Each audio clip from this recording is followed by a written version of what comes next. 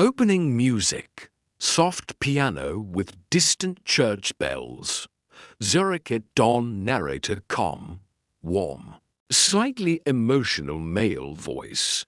In the heart of Switzerland, where snow-capped mountains stand guard over glass skyscrapers and quiet cobblestone streets, there lived a man named Lukas Meier. He was 34 years old. He worked as a night shift cleaner in one of Zürich's most prestigious office towers, the headquarters of Helvetia Capital, a multi-billion franc investment firm. Lukas earned 4,800 Swiss francs per month after taxes. Not much in a country where a small apartment costs half of that. But he never complained. Every evening at 10 p.m., while the city slept under a blanket of stars, Lukas pushed his cleaning cart through marble corridors, polished glass walls, and empty executive offices. He liked the silence. It reminded him of the village near Bern, where he grew up. Before his parents passed away, before life became a daily fight to survive, he had no wife, no children, only one dream: to save enough money to buy a small house in the countryside one day, somewhere with a garden and a view of the Alps.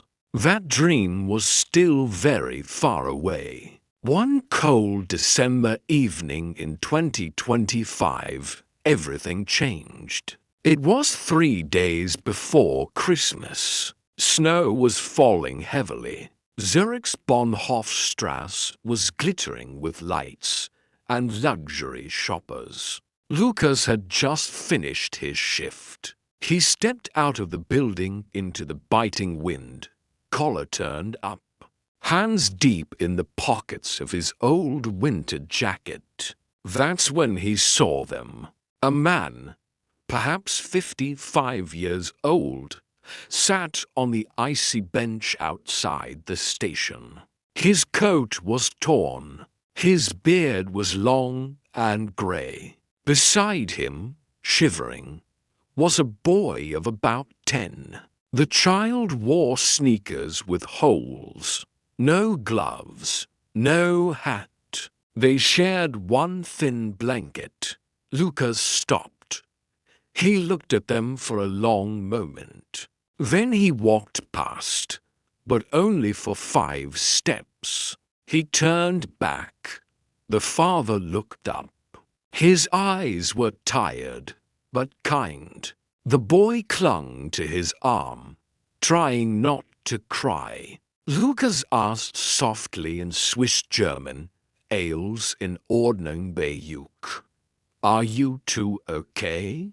The man answered in broken German, "Wir haben heute nichts gegessen, und die Unterkunft ist voll. We haven't eaten today, and the shelter is full." Lukas felt something tighten in his chest. He looked at his watch. He had exactly 47 francs left until next payday in 6 days. He made a decision. He went to the nearest Migros supermarket, the one that stays open late. He bought a warm chicken roast, fresh bread, milk, apples, chocolate for the boy, 2 pairs of thick wool socks, a small blanket. Total 46.80 francs. He had 20 centimes left. He walked back through the snow. The father's eyes filled with tears when Lukas handed him the bag. The boy whispered, "Dank." Lukas smiled gently. "Es ist Weihnachten bald. Sollte nicht frieren." He turned to leave. The father called after him, "Why height du? Lukas, Gott segne dich, Lukas." Lukas walked home to his tiny studio apartment in Orlikon. He had no food left for himself, but he felt strangely warm inside. The next evening he returned to the same bench. They were still there. This time Lukas brought soup in a thermos, 2 pairs of gloves, and a little toy car for the boy. The father, his name was Marco, told him their story. Marco had been a construction worker in Ticino, a work accident. No insurance because the company was black market, no savings. His wife left when the money ran out. He and his son, Matteo, ended up on the street. Lukas listened quietly.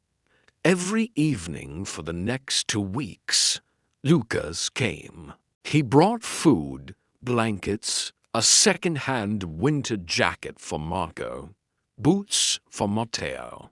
He used almost every franc he earned. On December 23rd, Lukas had only 15 francs left for the next 10 days. He still came. That night Marco looked at him with shame and said, "Ich kann das nicht mehr annehmen. Du opferst alles für uns." Lukas answered simply, "Ich heb noch ein Dach über dem Kopf." Nickt. "Das ist alles," Marco cried. Matteo hugged Lukas' leg and said, "Du bist wie ein Engel." Lukas laughed softly. "Nein, nur ein Putzmann."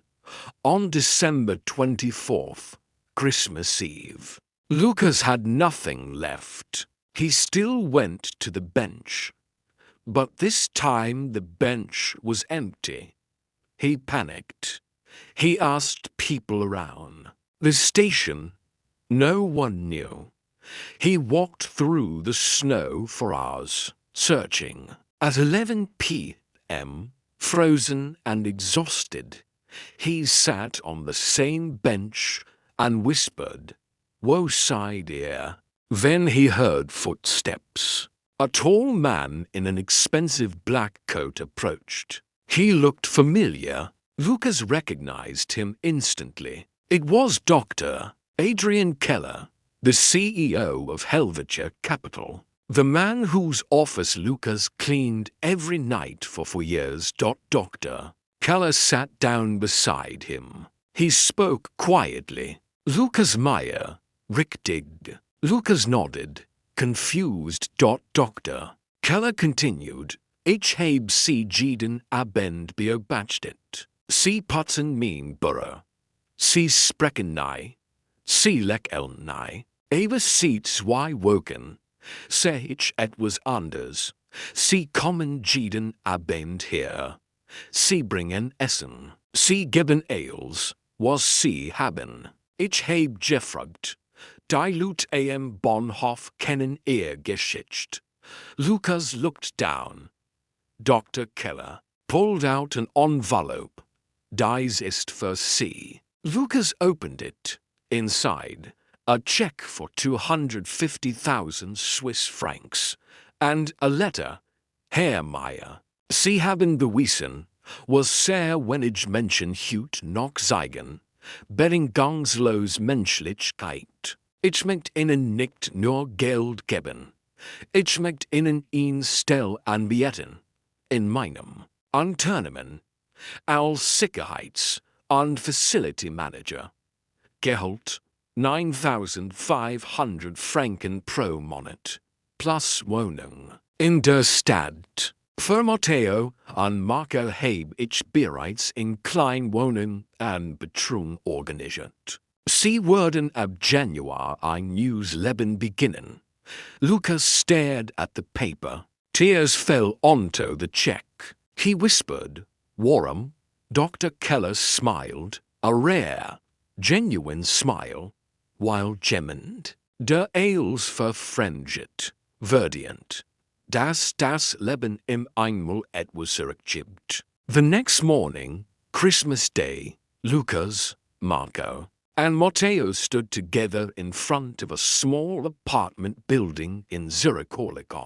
The keys were in Lukas' hand. Marco hugged him so hard he could hardly breathe. Matteo looked up and said, "Du bist nicht nur ein Putzmann. Du bist ein Held." Lukas looked at the snowy sky, and for the first time in many years, he smiled. Narrator voice softens. In Switzerland, they say, Kleinigkeiten werden die Welt. Small things change the world. But sometimes, it's not the small things. It's the big heart of one ordinary man. Lukas Meier, a cleaner, a son, a brother to strangers, and now, a man who proved that kindness is the most powerful currency in the world. Soft piano fades out the end.